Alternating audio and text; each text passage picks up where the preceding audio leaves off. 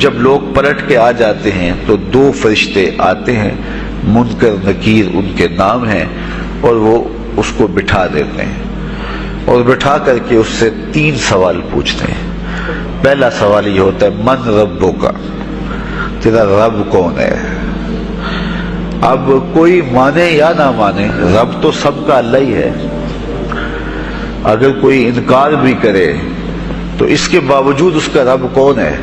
اس کا رب اللہ ہے۔ تو دنیا کے اوپر کوئی اقرار کرے یا انکار کرے، لیکن نفس الامر میں حقیقت میں اس کا رب اللہ ہی ہے۔ یہ تو حقیقت ہے، یہ تو طے شدہ ہے، لیکن جو عقیدہ دنیا پہ رہا ہوگا وہی عقیدہ اس کے لہجے میں آئے گا۔ اگر اس نے عملاً، رویتاً، قولاً، فعلاً اپنے اللہ کو اپنا رب مانا، رب کہتے ہیں کسی چیز کی تربیت اس کی استعداد ذاتیہ کے مطابق کرنے والا رب کہلاتا ہے۔ تو اللہ تعالیٰ جل شانہ ہم سب کا خالق بھی ہے، مالک بھی ہے، رازق بھی ہے، اور ہماری ضروریات کا وہ کفیل بھی ہے۔ وہ ہمارا رب ہے، اور صرف ہمارا رب ہی نہیں ہے، رب العالمین ہے، پورے جہانوں کا رب ہے، پوری کائنات کا رب ہے۔ خالق بھی سب کا وہی ہے اور رب بھی سب کا وہی ہے۔ جو اسے مانتا ہے اسے بھی رزق دیتا ہے، جو نہیں مانتا تو اس کے لیے بھی رزق کے دروازے بند نہیں کرتا۔ حضرت ابراہیم علیہ السلام کی عادت یہ تھی کہ جب تک کوئی مہمان نہیں آ جاتا تھا اتنی دیر تک کھانا نہیں کھاتے تھے۔ بھوک لگتی تو کوئی مہمان ڈھونڈتے تاکہ اس کے ساتھ بیٹھ کے کھانا کھاؤ۔ کھانا جتنا بھی مرغن اور جتنا بھی جو ہے وہ پرتکلف کیوں نہ ہو، اگر مہمان کے ساتھ کھایا جائے گا تو اس کا قیامت کے دن کوئی حساب نہیں ہوگا۔ تو مہمان کے ساتھ وہ کھانا کھایا کرتے تھے۔ مہمان اللہ کی رحمت ہوتا ہے۔ اچھا، وہ ایک دن مہمان ڈھونڈنے نکلے تو ایک بوڑھا شخص ملا تو اسے اپنے ساتھ گھر میں لے آئے، بٹھایا دسترخوان پہ۔ جب کھانے کا وقت آیا تو کہا کہ اللہ کے نام سے شروع کرو۔ اس نے کہا میں تو اللہ کا نام نہیں لوں گا، میں تو بتوں کا پجاری ہوں، بتوں کو پوجنے والا ہوں۔ حضرت ابراہیم علیہ السلام نے کہا کہ تیرے ساتھ میرا تعلق کوئی کاروباری، کوئی ذاتی، کوئی اور تو ہے نہیں، میں رب کے لیے ہی تو تجھے کھلا رہا ہوں، اور اگر تو رب کا نام ہی نہیں لے گا تو پھر میرا تیرا رشتہ کیا باقی بچتا ہے؟ اس نے کہا میں چند لقموں کے لیے اپنے بتوں سے بے وفائی نہیں کر سکتا۔ وہ غالب نے کہا تھا نا کہ وفاداری بشرط استواری اصل ایمان ہے، مرے بت خانے میں تو کعبے میں گاڑو برہمن کو۔ اس نے اپنے انداز میں ایک بات کی تھی کہ وفاداری بڑی چیز ہوتی ہے، تو اس نے بتوں سے وفاداری کا بھرم رکھا۔ اس نے کہا کہ میں چند لقموں کے لیے جو ہے وہ تیرے رب کا نام لوں اور اپنے معبودان کا نام چھوڑ دوں، یہ نہیں ہو سکتا۔ آج تو لوگ چائے کی پیالی پہ دین بیچ رہے ہیں، کیا آج ممبر و محراب فروخت نہیں ہو رہے؟ لیکن اس بوڑھے شخص نے کہا کہ میں چند لقموں کے لیے، چند ٹکڑوں کے لیے میں اپنے بتوں سے بے وفائی نہیں کر سکتا۔ حضرت ابراہیم نے کہا تو اگر بتوں کے ساتھ اتنی محبت رکھتا ہے تو پھر میں بھی رب کے نام کے علاوہ تجھے دینے پہ آمادہ نہیں ہوں۔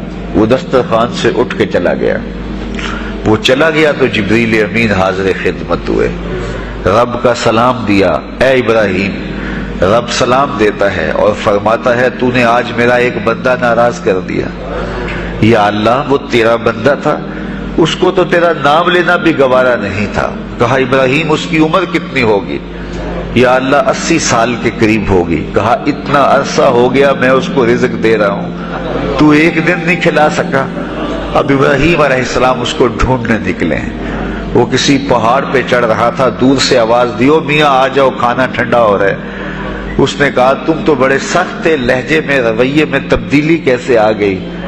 کہا کہ اسی رب کا پیغام آیا ہے کہ مجھے اتنا عرصہ ہوا اسے کھلاتے ہوئے، وہ مجھے نہیں بھی مانتا تھا، پھر بھی میں اس کی ضروریات کو پورا کرتا رہا ہوں، اور تم ایک دن نہیں دے سکے؟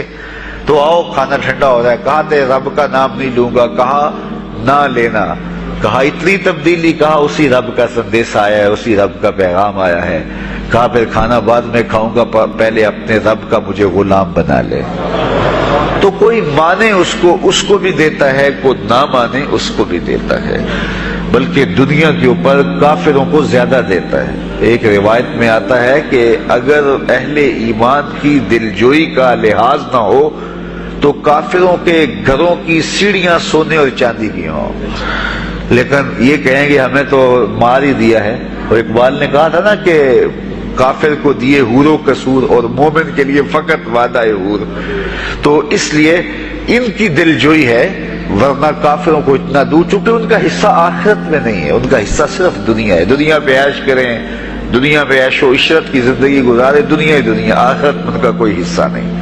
اور مومن کا آخرت میں حصہ ہے، اور دنیا کے اوپر جو تکلیفیں آتی ہیں ان تکلیفوں کا بدلہ اس کو قیامت کے دن دیا جائے گا۔ بلکہ صحیح حدیث میں آتا ہے کہ جب اہل بلا کو ان پر آنے والی مصیبتوں کا صلہ دیا جائے گا تو لوگ آرزو کریں گے کاش ہمارے بدن کو لوہے کی کینچیوں سے کاٹ دیا ہوتا، اور دنیا کے اوپر ہمیں بھی تکلیفیں، اذیتیں، آلام و مصائب آئے ہوتے۔ تو مومن جب اللہ کی طرف سے آنے والی کسی تکلیف کو خندہ پیشانی کے ساتھ قبول کرتا ہے اور اس پہ راضی رہتا ہے اور صبر کا دامن ہاتھ سے نہیں چھوڑتا، واویلا نہیں بچاتا، جزا فضا نہیں کرتا، تو اللہ تعالیٰ نے اس کے لیے اجر رکھا ہے۔ بلکہ رسول کریم نے ارشاد فرمایا مومن کے پاؤں میں جو کانٹا چبھے تو اللہ اس کا بھی مومن کو قیامت کے دن اجر عطا فرمائے۔ تو مومن کی زندگی جو ہے وہ بڑی خوبصورت زندگی ہے۔ تو دنیا کے اوپر جو اسے مانتا ہے اللہ اسے بھی عطا کرتا ہے، جو اس کا انکار کرتا ہے اللہ اسے بھی عطا کرتا ہے، اس لیے کہ اس کی شان ہے کہ وہ رب ہے اور وہ سب کا لحاظ کرتا ہے اور سب کی ضروریات کو پورا کرتا ہے۔ پھر ہر شخص کی ضروریات الگ الگ ہیں، میری ضرورت الگ ہے، آپ کی کوئی اور ضرورت ہوگی، اور سب کی ضرورت کا اس نے لحاظ رکھا ہوا ہے۔ پھر بہائم کی، چوپایوں کی، حشرات الارض کی، پرندوں کی مختلف ضروریات ہیں۔ اڑنے والوں پرندوں کی ضروریات الگ ہے، پانی کے جانوروں کی ضروریات الگ ہے، اس طرح حشرات الارض کی ضروریات الگ ہیں اور درندوں کی ضروریات الگ ہیں۔ یہاں تو ہم ایک آدھ کلو گوشت ہو تو گھر کے سارے افراد اس سے گزارا کر لیتے ہیں، لیکن شیر کو اور چیتے کو جو ہے وہ منوں کے حساب سے روزانہ چاہیے، رب ان کو روزانہ فراہم کرتا ہے۔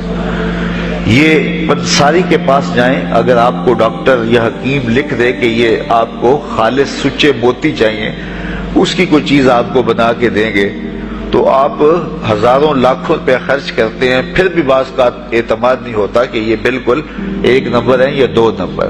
تو رتی ماشی اور تولوں کے اندر آپ ان کو خریدتے ہیں اور وہ بھی آپ کو گمان ہوتا ہے کہ پتہ نہیں خالص ہیں یا ناخالص، لیکن دنیا کے اوپر لاکھوں کروڑوں پرندے پائے جاتے ہیں، جانور پائے جاتے ہیں، ہنس، اور وہ کھاتا ہی سچے موتی ہے۔ صبح کو بھی، شام کو بھی، دوپہر کو بھی اللہ سب کو پیٹ بھر کے کھانے کے لیے عطا فرماتا ہے۔ تو جس کی جو ضرورت ہے وہ رب ہے، اس ضرورت کو پورا کرتا ہے۔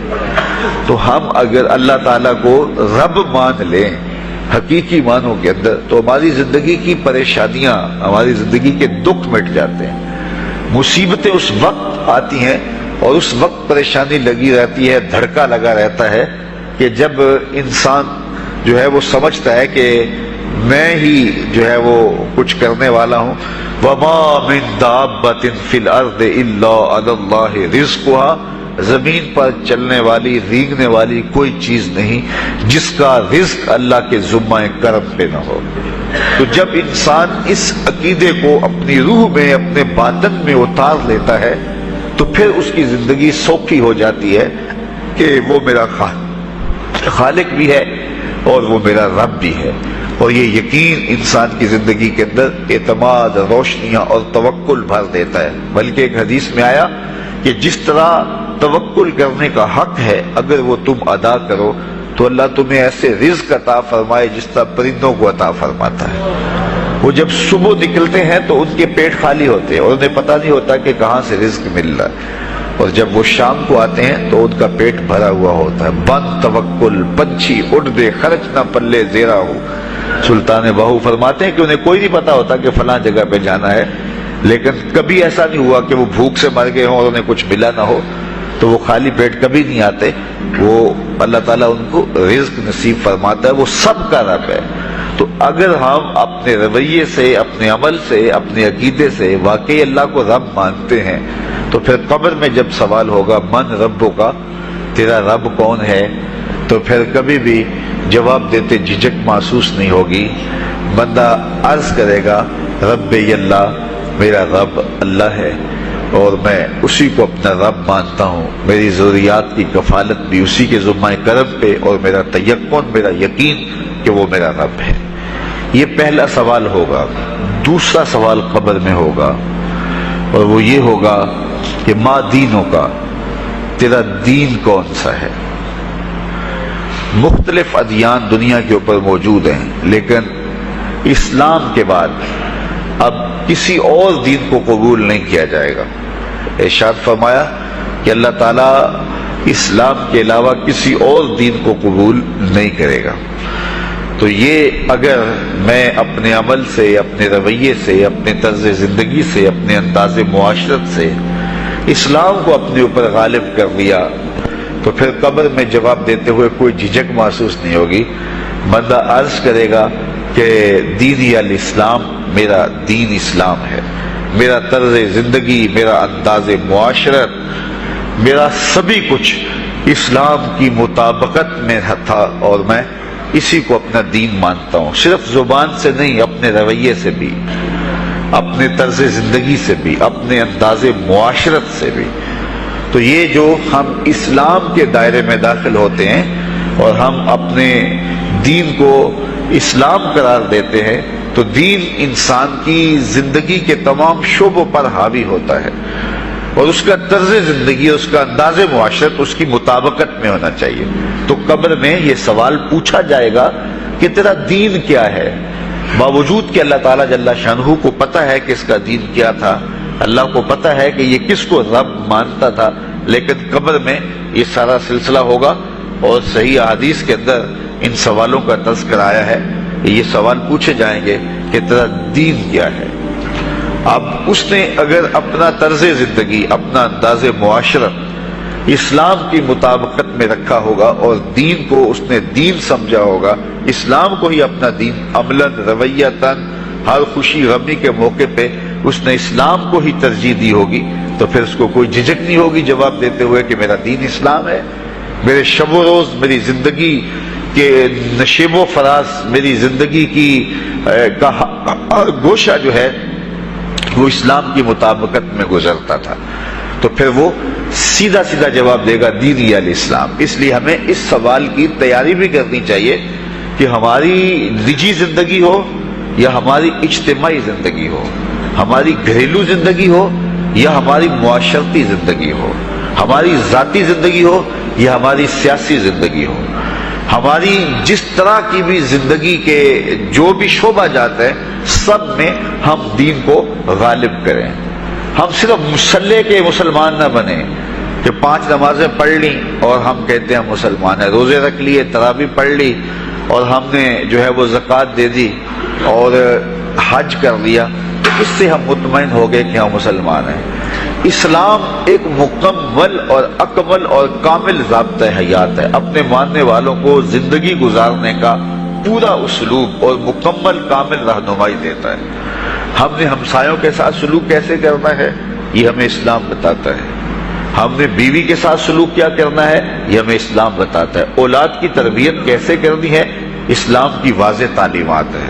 ہم نے سفر کرنا ہے تو انداز سفر کیا ہونا چاہیے، اسلام نے ہمیں بتایا۔ کاروبار کرنا ہے تو ہم جو ہے وہ کیا کاروبار کو مارکیٹ سے سیکھیں گے یا اللہ اس کے رسول سے سیکھیں گے، تو ہمیں اللہ اس کے رسول نے واضح 2 ٹوک اور سیدھے سیدھے احکام دیے ہیں کہ تم جب کاروبار کرو تو تم جو ہے وہ اس انداز کے ساتھ کاروبار کرو، کم نہیں تولنا، کم نہیں ناپنا، جھوٹی قسم نہیں کھانی، سود نہیں لینا۔ تو یہ ساری چیزیں، ملاوٹ نہیں کرنا، ایک ایک چیز جو ہے وہ اسلام نے ہمیں فراہم کی ہوئی ہے۔ تو پورا دین جو ہے جب ہم اختیار کریں گے، ہمارے رویے، ہمارا طرز زندگی، ہمارا انداز معاشرت، جب دین اسلام کے مطابق ہوگا تو قبر میں اس سوال کا جواب دینا ہمارے لیے کوئی مشکل نہیں ہوگا. اور اگر ہمارا طرز زندگی کچھ اور طرح کا ہوگا تو کیا صرف یہ کہہ دے کہ ہم مسلمان ہیں؟ یہ تو پھر ایک کافر بھی کہہ سکتا ہے کہ میرا دین اسلام ہے، ایک منافق بھی کہہ سکتا ہے کہ میرا دین اسلام ہے. لیکن ایسا نہیں ہوگا. جو ہماری کیفیت قلب ہوگی قبر میں اس کا جواب اس کی مطابقت میں آئے گا. وہاں یہ دنیا کے معاملے یا دنیا کی یادداشتیں نہیں ہوگی، وہاں کیفیت قلب کے مطابق جواب دیا جائے گا. یہ کافر جواب نہیں دے سکے گا کہ میرا رب اللہ ہے، کیونکہ وہ عمل سے رویے سے اب اس کو اپنا رب نہیں مانتا ہے. تو حقیقتاً تو اس کا رب اللہ ہے، لیکن وہ یہ جواب نہیں دے پائے گا. اسی طرح جو شخص اپنے طرز زندگی کے اندر اسلام کو داخل نہیں کر چکا ہے اور اسلام کو اس نے اپنا ہادی رہنما نہیں بنایا ہے، تو وہ قبر میں اس سوال کا جواب کیسے دے سکے گا کہ میرا دین اسلام ہے، چونکہ اس کا رویہ، اس کا طرز زندگی اور اس کا انداز معاشرت ایسا نہیں رہا ہوگا. اس لیے ہمیں اپنی زندگی کے شب و روز کو اسلامی تعلیمات کے سانچے میں مکمل اور کامل طور پہ ڈھالنا ہوگا، تاکہ جب قبر میں سوال ہو تو ہم جواب دے سکیں کہ ہمارا دین اسلام ہے. تیسرا سوال جس پہ فیصلہ ہو جائے گا، اور اس کے بعد قبر میں یا جنت کا دروازہ کھول دیا جائے گا یا جہنم کی کھڑکی کھول دی جائے گی. وہ سوال تیسرا کیا ہوگا؟ اور وہ سوال بھی عقیدے کا ہے، بلکہ بخاری شریف کی ایک روایت کے مطابق 3 سوال نہیں ہوں گے، ایک ہی سوال ہوگا، اور وہ یہ تیسرا سوال ہوگا.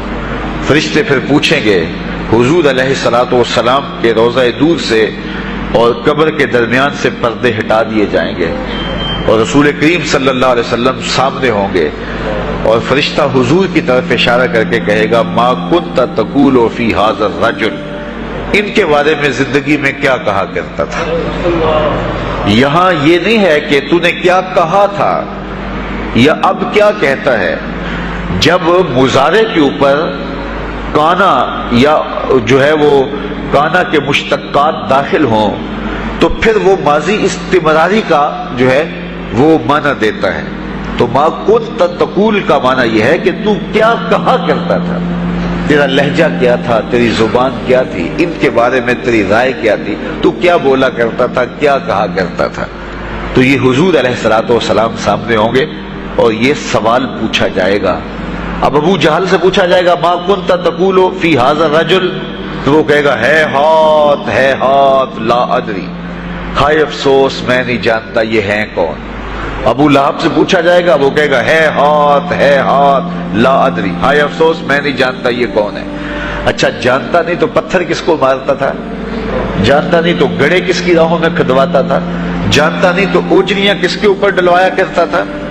آنکھیں پھاڑ پھاڑ کے تو ساری زندگی دیکھتا رہا، لیکن آج ابو جہل قبر میں اترا، حضور کی صورت نورانی سامنے ہے، اور پوچھا گیا کہ یہ کون ہے، یہ نورانی چہرے والے کون ہیں؟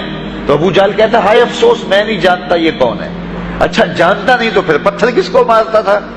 اللہ اکبر. اور 14 صدیاں گزرنے کے بعد ایک مومن لحد میں اترتا ہے اور پردے ہٹا دیے جاتے ہیں، اور منکر نکیر سوال کرتے ہیں عامر چیمہ بتا یہ کون ہے. وہ کہتا ہے پیچھے ہٹو، پہلے پائے ناز کو بوسہ تو کر لیتے تو میں تو مر کے پہنچا ہوں یہاں اس دل ربا کے واسطے. یہ تو میرے بخت جاگے کہ وہ میری قبر میں آئے. وہ کسی شاعر نے کہا نا کہ آئے وہ میرے مزار پہ گھونگٹ اتار کے، آئے وہ میرے مزار پہ گھونگٹ اتار کے، مجھ سے تو نصیب اچھے ہوئے میرے مزار کے، یہ تو بخت سنور گئے کہ وہ میری قبر میں آئے. شیخ عبدالحق محدث دہلوی علیہ رحمہ لکھتے ہیں کہ جب سے یہ سنا ہے کہ قبر میں حضور آئیں گے، پتہ نہیں موت کہاں مر گئی ہے، جی چاہتا ہے زندہ ہی قبر میں چلے جائیں. تو وہ کہے گا پہلے مجھے پائے ناز کو بوسہ تو کر لینے دو، میں تو زندگی کے بارے میں انتظار ان کا کرتا رہا، اور ان کے بارے میں پوچھ رہے ہو یہ کون ہے. ساری زندگی پیر مہر علی شاہ نقشہ بتاتے رہے، مکھ چند بدر شاہ شانی ہے، متھے چمک دی لاٹ نورانی ہے، کالی زلف تے اکھ مستانی ہے، مخمور رکھی ہیں مدھوریاں. تو وہ فوراً جواب دیتا ہے یہ تو وہی میرے آقا و مولا ہے جن کے لیے ساری زندگی تڑپتا رہا اور ان کی زیارت کی آرزویں اور تمنائیں کرتا رہا. اچھا ابو جہل ساری زندگی دیکھتا رہا تو وہ تو جواب نہیں دے پائے گا. وہ کہتا ہائے افسوس میں نہیں پہچانتا یہ کون ہے، ہاتھ لا ادری، مجھے نہیں پتا، اور 14 صدیاں گزرنے کے بعد ایک مومن لحد میں اترتا ہے تو وہ فوراً کہتا ہے یہ تو وہی ہیں جن کے لیے زندگی گزار آیا ہوں۔ تو جس نے دیکھا تھا وہ پہچان نہیں سکتا، اور صدیوں بعد جو دنیا کے اوپر آیا وہ فوراً پہچان بھی رہا ہے اور پائے ناز کو بوسے بھی کر رہا ہے۔ تو پھر اس کا کیا جواب ہوگا؟ تو اس کا جواب علامہ اقبال علیہ رحمہ نے دیا۔ وہ کہتے ہیں قبر میں یہ جو آنکھیں ہیں ان میں تو مٹی پڑی ہوگی، یہ تو بند ہوگی، دل کی آنکھیں کھلی ہوں گی۔ ابو جہل نے ان آنکھوں سے دیکھا تھا، یہ آنکھیں تو اب کھلی نہیں ہیں، تو ان سے وہ کیسے پہچانے گا؟ اور دل کی آنکھوں نے حضور کو دیکھا ہی نہیں تھا۔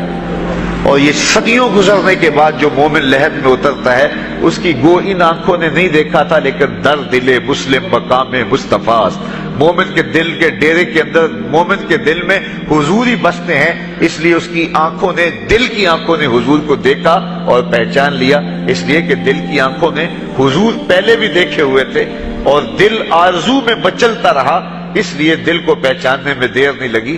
تو وہاں یہ آنکھ نہیں پہچانے گی، یہ آنکھ پہچانے گی، اس لیے اقبال نے دوسرے مقام پہ کہا دل بینا بھی کر طلب خدا سے، کہ آنکھ کا نور دل کا نور نہیں، آنکھ کا نور اور ہے، دل کا نور اور ہے۔ تو اگر کوئی شخص دنیا کے اوپر دل کے نور سے بے بہرا رہا، قیامت کے دن یہ آنکھیں اسے فائدہ نہیں دے گی، بلکہ اللہ تعالیٰ نے خود قرآن مجید میں ایک مقام پہ فرمایا من کان فی ہذہ اعمی فہو فی الآخرۃ اعمی واضل سبیلا، جو اس دنیا میں اندھا رہا کل قیامت کے دن بھی نابینا اٹھایا جائے گا۔ اس سے ان آنکھوں کی بے نوری قطعاً مراد نہیں، کسی مفسر نے نہیں لکھا، بلکہ وہ تو واضح حدیث میں آتا ہے جو دنیا میں ان دو محبوب چیزوں سے آزمایا گیا، اللہ تعالیٰ قیامت کے دن اسے صلہ عطا فرمائے گا۔ یہ جو دنیا کے اوپر نابینا ہوتے ہیں، نابینا ہو جاتے ہیں یا پیدائشی نابینا ہوتے ہیں، تو یہ دنیا کی لذتوں سے اور دنیا کے نفعوں سے لطف اندوز نہیں ہو پاتے۔ یہ بہت بڑی آزمائش ہے، جہان اندھیر ہوتا ہے ان کے لیے، لیکن قیامت کے دن اللہ تعالیٰ اس کا بہتر صلہ ان کو عطا فرمائے گا جو دو ان محبوب چیزوں سے آزمایا گیا۔ تو اگر وہ دنیا پہ اندھا تھا اور حقیقی طور پہ، اور قیامت کے دن بھی اندھا اٹھایا جائے گا، یہ تو پھر مناسب نہیں ہوگا۔ تو یہ جو قرآن نے کہا جو دنیا میں اندھا رہا وہ قیامت میں بھی اندھا اٹھایا جائے گا، تو اس سے ان آنکھوں کی بے نوری قطعاً مراد نہیں ہے، اس سے دل کی بے نوری مراد ہے۔ تو دل اگر بینا ہوا، دل اگر روشن ہوا، تو پھر قبر کے اندر بھی دل دے دیوے دی روشنائی جاوے وچ زمینہ، تو پھر وہ معرفت رسول کا سبب ہوگا دل کا اجالا، اور پھر حشر کے اندر بھی جو ہے وہ دل کی آنکھیں روشن ہوں گی۔ تو جس نے اپنے قلب کو نور معرفت سے، نور ایمان سے اور نور محبت سے منور نہیں کیا ہے، تو وہ قبر کے اندر، حشر کے اندر نابینا ہی اٹھایا جائے گا، اور یہ قرآن کی صریح نص ہے۔ تو اب ابو جہل نے ان آنکھوں سے دیکھا ہے، لیکن جب سوال ہوتا ہے بتاؤ یہ کون ہے، تو وہ کہتے ہیں ہے ہاتھ لا ادری، افسوس میں نہیں جانتا۔ اور صدیاں گزرنے کے بعد ایک مومن لحد میں اترتا ہے، ظاہری ملاقات بھی نہیں ہے، جب اسے پوچھا جاتا ہے یہ کون ہے، تو وہ کہتا ہوا محمد صلی اللہ علیہ وسلم، یہ تو وہی آقا ہے جن کے لیے ساری زندگی، جن کے تذکروں کی خوشبو سونگھتا رہا ہوں، تو مجھے تو جو ہے وہ ان کے پائے ناز کو بوسہ کر لینے دو۔ تو بتاؤ اس کے دل کی آنکھوں نے حضور کی معرفت حاصل کی اور حضور کو پہچان لیا، تو دل بینا بھی کر طلب خدا سے، کہ آنکھ کا نور دل کا نور نہیں۔ تو حضور علیہ الصلوۃ والسلام کے حوالے سے جب سوال ہوگا، اگر اس سوال کا جواب نہیں آیا تو پھر جہنم کی کھڑکی کھول دی جائے گی، اور اگر اس سوال کا جواب آیا تو پھر جنت کے دروازے کشادہ کر دیے جائیں گے، اور جنت کی ٹھنڈی ہوائیں اس کی قبر میں آ جائیں گی، بلکہ حدیث میں آتا اسے کہا جائے گا کہ کمایا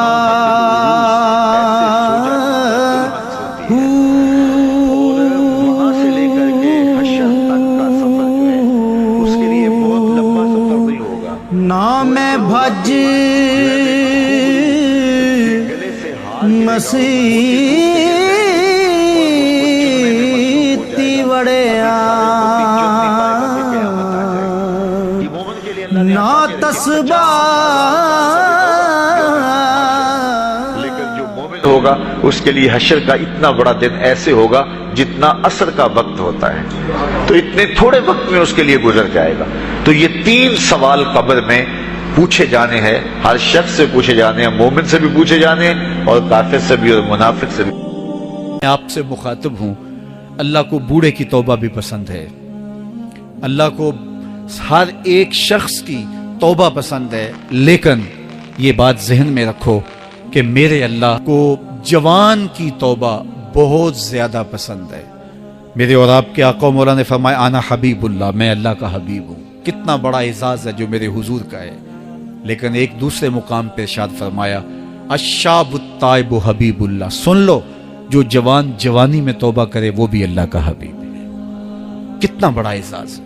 میں یہ دیکھتا ہوں کہ ہماری مجالس میں، بالخصوص آج کی اس مجلس کے اندر، مجھے جو لوگ دکھائی دے رہے ہیں وہ نوجوان ہیں، تو جوانی جنون کا شعبہ قرار دیا گیا ہے، شعبۃ من الجنون کہا گیا ہے، لیکن وہ جوان جس نے اپنی جوانی اللہ کی یاد میں گزاری، اللہ کے ذکر میں گزاری۔ جوانوں، عبادت کی لذت بھی جوانی میں ہے۔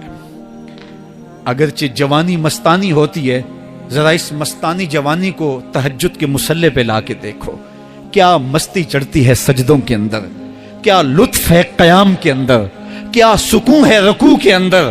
اس جوانی کو مالک کی چوکھٹ پہ لاؤ، پھر دیکھنا کہ یہ جوانی کتنی لذت آفریں ہوتی ہے، اور پھر اس جوانی کے بدلے میں اللہ تعالیٰ تمہیں کیا کیا عطا فرماتا ہے۔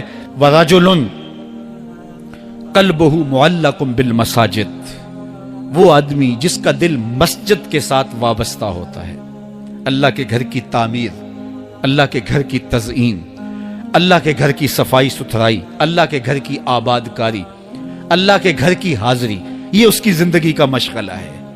مسجد کے ساتھ وابستہ ہے، اس کو جنون ہے اللہ کا گھر خوبصورت ہو، اس کو جنون ہے اللہ کے گھر میں رونق ہو، اس کو جنون ہے کہ اللہ کے گھر میں صفائی ستھرائی ہو، پاکیزگی ہو، لوگوں کا آنا ہو اور لوگوں کا مسجد سے ربط ہو، اور مسجد کی حفاظت اس نے اپنے ذمے لی ہوئی ہے، مسجد کے کام وہ غلاموں کی طرح کرتا ہے۔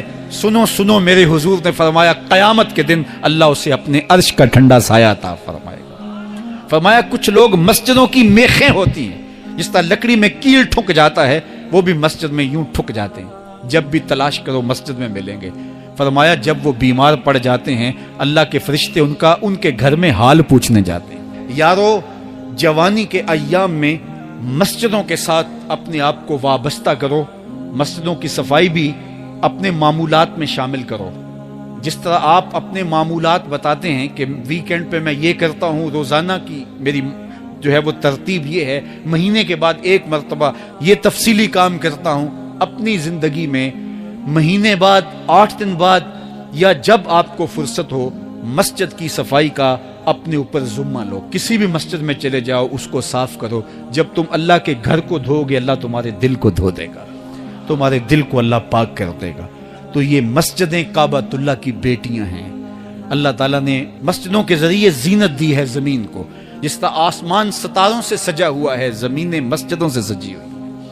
اس لیے اللہ کے گھر کے ساتھ جو شخص ربط رکھتا ہے، میرے اور آپ کے آقا و مولا نے فرمایا قیامت کے دن اس کو اللہ اپنے عرش کا ٹھنڈا سایہ عطا فرمائے۔ وہ آدمی جس میں تنہائی میں اللہ کا ذکر کیا، اللہ کو یاد کرنے بیٹھ گیا، کوئی دیکھنے والا نہیں تھا، وہ تنہا تھا، حجرے میں تھا، اپنے بند کمرے میں تھا، اپنے رب کو یاد کیا۔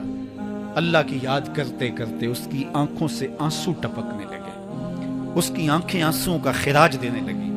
تو میرے اور آپ کے آقا و مولا نے فرمایا کہ یہ آنسو اتنے قیمتی ہیں، ان آنسوؤں کے بدلے میں قیامت کے دن اسے عرش الہی کا سایہ نصیب ہوگا، عرش الہی کا سایہ اسے نصیب ہوگا ان آنسوؤں کے بدلے میں۔ رومی علیہ رحمہ فرماتے ہیں جہاں پانی گرتا ہے وہاں سبزہ اگتا ہے، جہاں آنسو گرتے ہیں وہاں رحمت اترتی ہے۔ تو اس لیے جو اللہ کی یاد میں رونے کا لطف ہے اور اللہ کی یاد میں آنسو بہانے کا اجر اور صلہ رکھا گیا ہے، یہ گناہوں کو دھو ڈالتا ہے، یہ اندر کی صفائی اور ستھرائی کا سبب اور ذریعہ ہے۔ میرے اور آپ کے آقا و مولا نے فرمایا راتوں کی تنہائیوں میں اٹھ کے قرآن پڑھا کرو اور قرآن پڑھتے ہوئے رویا کرو۔ پھر فرمایا فَإِلَّمْ تَبْكُوا فَتَبَاكُوا، اگر رونا نہ آئے تو رونے کی کوشش کیا کرو۔ حضرت داتا گنج بخش علی حجویری سے ایک مرید نے کہا حضرت اگر رونے کی کوشش کریں پھر بھی رونا نہ آئے، فرمایا پھر اپنے مقدر پہ رویا کرو۔ تم اتنے سنگ دل ہو گئے ہو کہ تمہاری آنکھیں آنسوں کا خراج نہیں دیتی۔ جو رونا نہیں جانتا وہ اللہ کی رحمتوں کو اور اللہ کی کرم نوازیوں کو کیسے سمیٹ پائے گا؟ بچہ روتا ہے تو ماں دودھ دیتی ہے، جب بندہ اللہ کی حضور الہاء زاری کرتا ہے، عجز کرتا ہے، انکساری کرتا ہے، تو اللہ کی رحمتوں کو جوش آتا ہے اور اللہ تعالیٰ کی رحمتیں اس پہ برستی ہیں، اور اس کے نہ صرف گناہ معاف ہوتے ہیں بلکہ اللہ تعالیٰ اس کے گناہوں کو بدل کے نیکیوں میں تبدیل کر دیتا ہے۔ اللہ کی بارگاہ سے یہ توقع رکھتے ہیں کہ مالک کتنے ہجوم میں کوئی ایک تو ہوگا جو تیرا لاڈلا ہوگا، کوئی ایک تو ہوگا جو تیرا بہت قریبی ہوگا، کوئی ایک تو ہوگا جس پہ تیری رحمتیں برسیں گی، تو مالک اس کے صدقے سے ہماری خطائیں بھی معاف کر دے، ہمارے گناہ بھی معاف کر دے۔ کوئی ایک رونے والی آنکھ مل گئی تو باقیوں کا بھی کام بن جائے گا۔ اٹھ فریدا ستیا تے میلا ویکھن جا، وت کوئی بخشیا مل جاوے تے تو ہی بخشیا جا۔ میرے مالک ہم سب کی خطائیں معاف کر دے، ہم سب سے درگزر فرما، اور ہم سب کے باطن کو ستھرائیاں دے دے، ہمارے اندر کو پاکیزگیاں دے دے۔ بہت وقت میں نے اور آپ نے صاحب گزار لیا، تیزی کے ساتھ زندگی بیت رہی ہے۔ میں اگر اپنے آپ کو دیکھوں تو میری زندگی کتنی بہاریں کاٹ چکی ہے۔ اگر آپ اپنے آپ کو دیکھیں، کوئی 60 سال، کوئی 20 سال، کوئی 25 سال، زندگی تیزی کے ساتھ گزر رہی ہے۔ بندہ جب سوچتا ہے کہ میں 40 سال کا ہو گیا ہوں تو آگے میری زندگی کے اگر 30 سال بھی ہیں تو 30 سال تو کافی ہیں، لیکن وہ پیچھے اگر پلٹ کے دیکھے تو 40 سال یوں گزر گئے جس طرح چٹکی بجائی جاتی ہے۔ جب چٹکی بجانے کے وقت میں 40 سال گزر گئے محسوس ہوتے ہیں، تو جو باقی 30 سال اگر ہوئے بھی، وہ تو گمان ہے میرا، وہ تو گمان ہے آپ کا، ہمیں تو ایک سانس کا بھی نہیں پتا۔ پوچھا گیا زندگی اور موت کے بارے میں کیا خیال ہے؟ کہا فجر پڑی ہے، پتہ نہیں ظہر پڑھ سکیں گے یا کہ نہیں۔ کہا اتنی لمبی امیدیں لگائے بیٹھے ہو، کہا ظہر پڑی ہے، پتہ نہیں عصر پڑھنے کا موقع نصیب ہوتا ہے کہ نہیں۔ کہا یہ بھی طول عمل ہے۔ ایک بولا عصر پڑی ہے، پتہ نہیں مغرب پڑھ سکیں گے یا کہ نہیں۔ کسی نے کہا ایک رکعت پڑی ہے، پتہ نہیں دوسری رکعت بھی پڑھنا نصیب ہوتی ہے یا نہیں۔